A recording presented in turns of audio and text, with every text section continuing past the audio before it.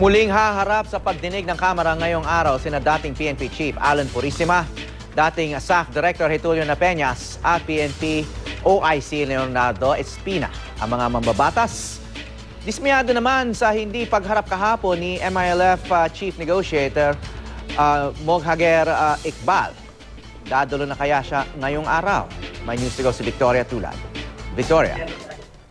Hawi sa pagpapatuloy ng pagdinig ng Kamara ngayong araw sa madugong engkwentro sa Mama Sapano, Maguindanao, isa nga sa mga inaasahan na pupunta si MILF Peace Panel Chair Moghager Iqbal.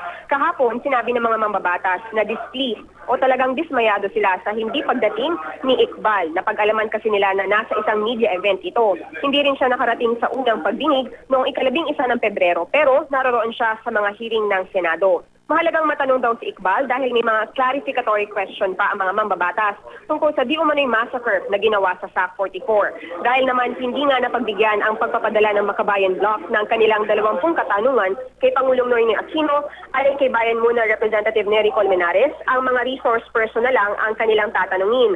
Naririto na sa Kamara ang nagbitiw na PNP Chief Police Director General Alan Purisima, si PNP OIC Deputy Director General Leonardo Espina at ang dating SAF Director na si Getulio Napeñas. Maging ang mga kaanak ng SAC 44 ay pupunta raw at posibleng matanong ng mga mambabatas.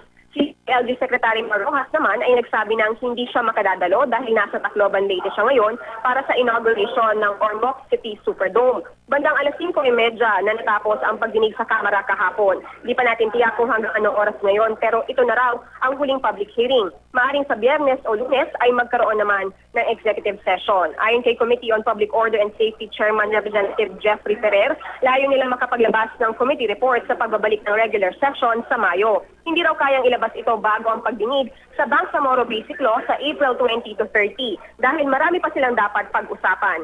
Ipipresenta rin nila sa plenaryo ang kanilang mga pag-aaral. Hawi sa mga oras na ito ay hindi pa natin namamataan nga itong si MILF Peace Panel Chair Iqbal at hindi pa rin nagsisimula itong pagdinig. Dapat ay alas 9 ito magsisimula pero hanggang sa ngayon nga ay naka-standby pa yung mga mambabatas at resource person. Hawi? Victoria, ano bang obligasyon nitong si MILF Chief Negotiator Iqbal? Kailangan ba siya magbigay ng paliwanag kung mag-absent siya or wala naman obligasyon yung MILF magpadala ng representative? Is it voluntary on their part? Voluntary sa ngayon, Hawi, yung kanyang pagdalo dito sa pagdinig nga ng Kamara. Kaya nga kahit dismayado talaga yung mga mambabatas kahapon ay wala rin silang nagawa. Pero yung iba naman, nais din na i-comply na itong si Iqbal. Gaya na lamang ng pagpapadala ng subpoena sa kanya dahil nga merong subpoena powers itong Kamara. So in a way, Hawi, meron din siya obligasyon talaga na pumunta dito sa Kamara at magpaliwanag. Hawi?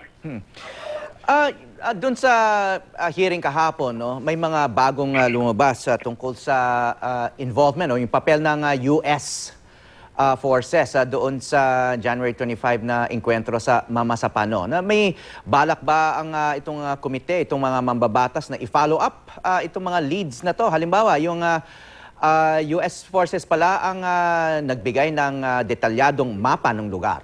At Tama yan. oh, okay.